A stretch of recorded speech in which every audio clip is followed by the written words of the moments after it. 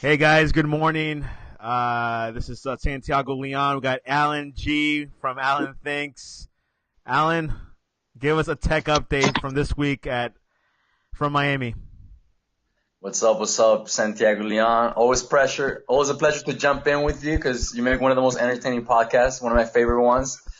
It was an interesting week. If for those that don't know, I have a YouTube or content creation, Facebook, Instagram, everything. YouTube, I create content focused especially on tech in Miami, startups, entrepreneurship, anything interesting.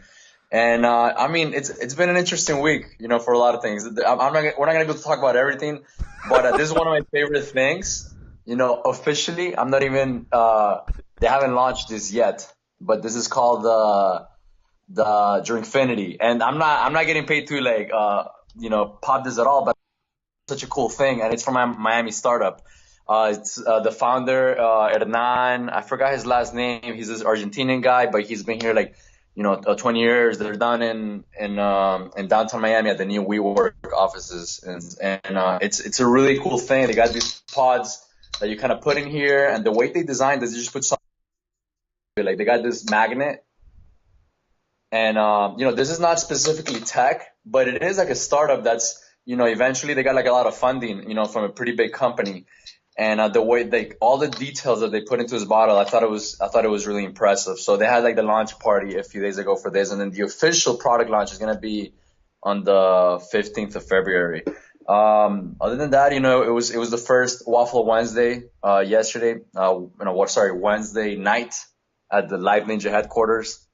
They're a tech communication company that got acquired last year by a big Canadian telecommunications company. And it's always interesting, if you're in Miami and you want to go to some pretty cool networking, definitely go to them. I think right now they're only doing it once a month. They used to do it every week. Waffles in the morning and then in the afternoon. But it seems like right now that they've been holding back in the morning and they're just gonna do it in the afternoons. I mean, it's way better afternoons, evenings, especially for me. I mean, whenever I go, it has that great vibe, almost as good as Refresh Miami. Um, Yeah.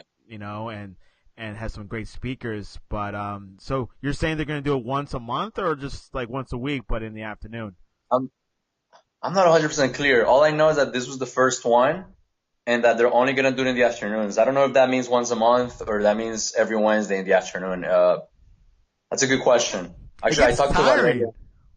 It gets Yeah. tiring to do it every week. It's a lot. I know. No, you can't. You can't. Especially if you don't like live in the area. I'm a good 40 minutes away. So and if I'm already doing some meetings or some work down there. But if I'm not, it's still a little bit of drive. But it is fun because it's one of those networking events where it's a little more personalized because it's not super packed. So you kind of get a chance to meet like in a more personalized level. And then this guy that presented from he's got this company. It's pretty cool. It's actually a Colombian American guy, and Just like us. it's kind of like an Uber for travel, which is when you're going on a trip, to whatever country, you can search on the app local photographers that will follow you around and take pictures of you in the trip. So you don't have to like be stressing about taking selfies the whole time without enjoying the trip. So I thought that was kind of cool. And when I get the link of that, maybe we'll put it in the comments after the video's done.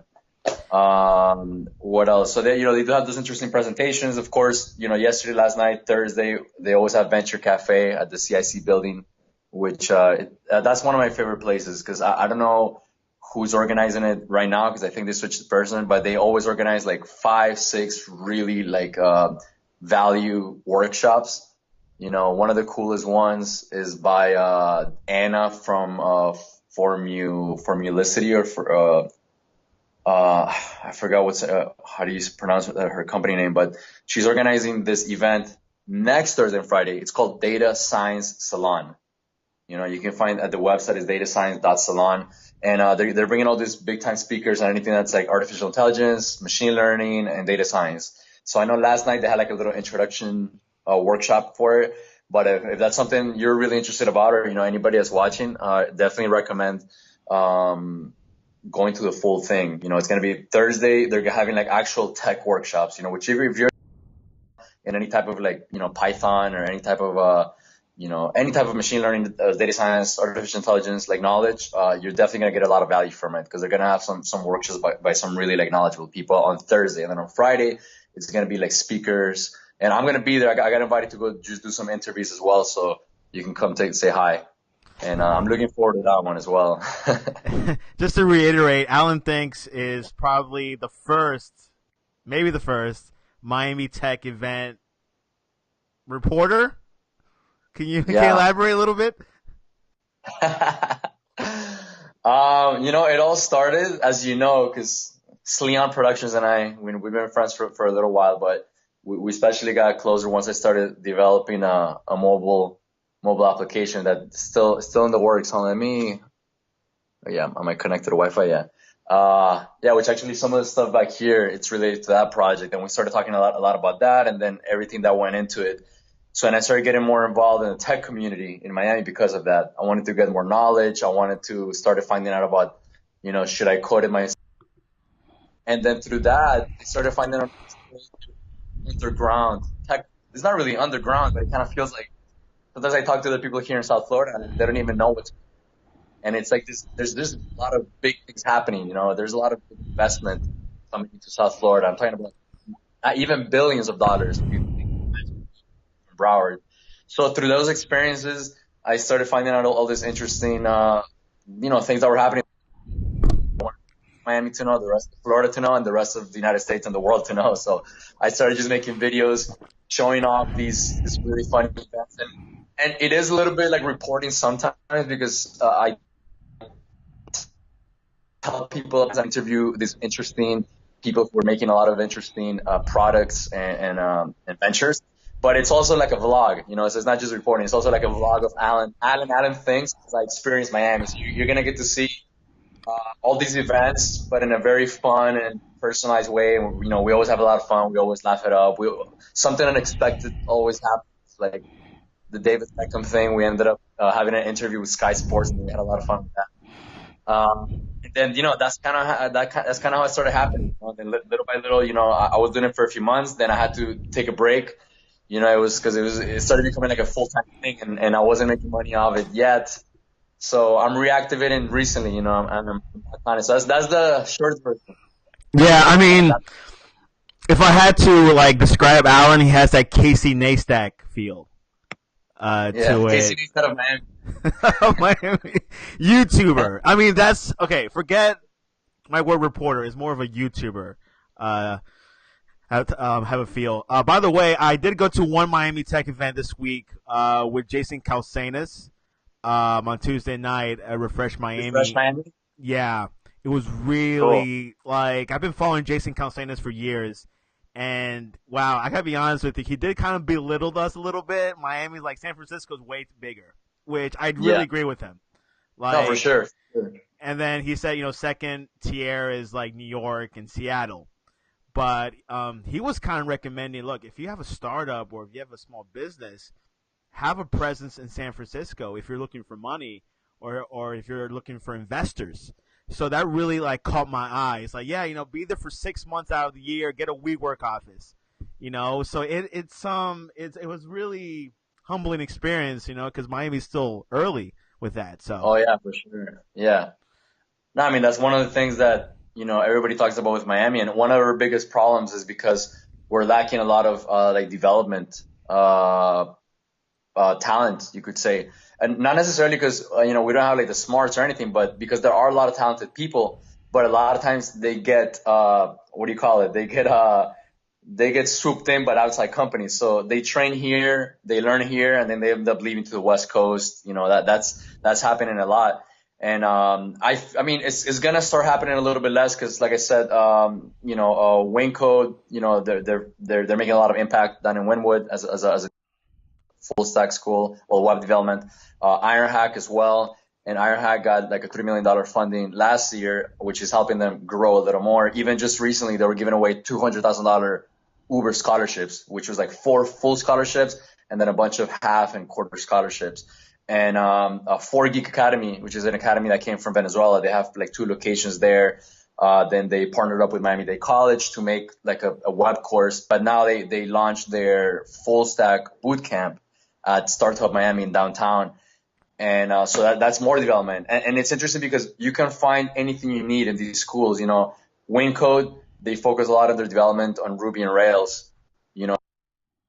Entrepreneur developers coming out of there, they can prototype things like in a fun way. They also learn, cool development methodologies. Then in Ironhack, they're focusing on a full stack JavaScript, on the front end and the back end through like Node.js. I don't know if they're doing Angular, not React, and maybe Express, which is cool because JavaScript has been growing so much. So and then if you go to 4Geek Academy, they're not the first ones because there was another one at the Idea Center before, I think.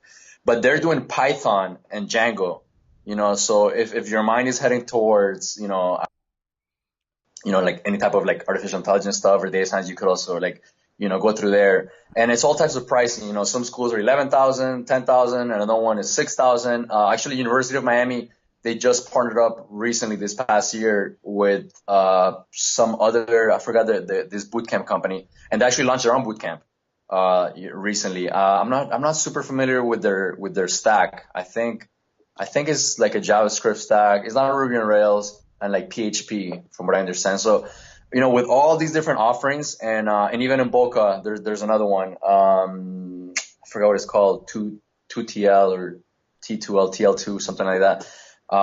They even teach mobile development as well up there. You're going to have like more developers in South Florida, growing. Plus you can always learn on your own. There's all these tools all day. There's all these websites.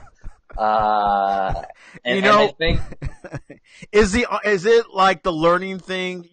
You think things are heading towards a boot camp style of education? Man, you know what it is? It's like you can't deny that there's a high demand for developers, and all these schools, they have like a really high job placement rate, and they get pretty good jobs. I mean, yeah, it starts as a junior level, but then quickly as they rise to the ranks and they learn more on the job, they start making like pretty good money. So it becomes a question like, should I spend 4 years and I don't know how much, an X amount of money, sometimes can be big money if you're going to private school or anything, on learning something, and then maybe doing a lot of general education the first 2 years, like English comp, which I mean, I've done it, you've done it, it has value, of course. Like no knowledge is lost. It makes you a more complete, knowledgeable person. But yeah, I mean, it is a good question. Like, is it heading towards that? I don't know. I couldn't talk about the whole like educational ecosystem of the United States. I mean, I'd rather get in debt for 11,000 than like 100K. Yeah. No. Yeah, I mean, and you're only gonna waste. It's not even wasting. You're only gonna spend 2 or 4 or 6 months if you're doing like a part-time course of your life, and you come with like a pretty complete knowledge. I mean, still early in a sense, but complete enough that you can actually find a job. I mean, that's not something you can say with a lot of like bachelor degrees, where you usually we we'll graduate and then we're just figuring out like where do we apply? And then like, most people end up like at underpaying jobs.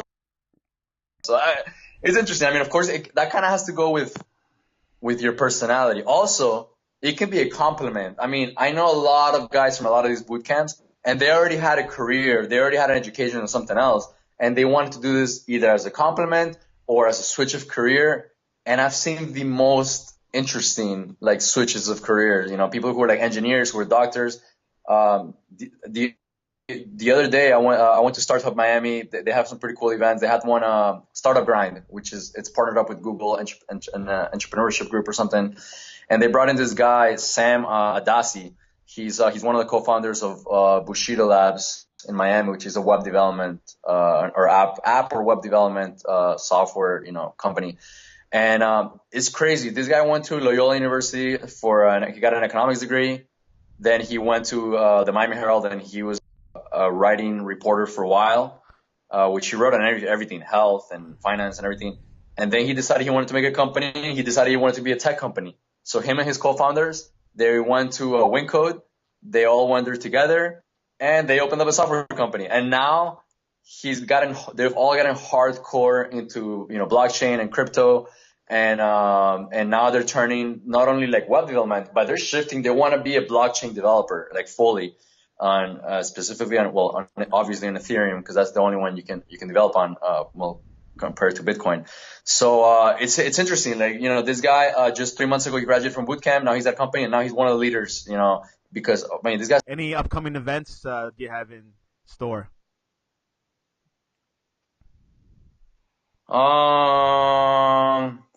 Well, on Thursday and Friday, I'm gonna be going to that data science salon. I'm probably gonna be going Thursday in the morning, just seeing one of the workshops, and then Friday I may be there all day. I'm still looking at the schedule. I'm gonna shoot some videos. If you see me, say Thank you hi. very much. And people can reach him on YouTube, Instagram, Twitter, AlanThinks. And thank you very much for stopping by. All right, talk to you later. See ya. Peace.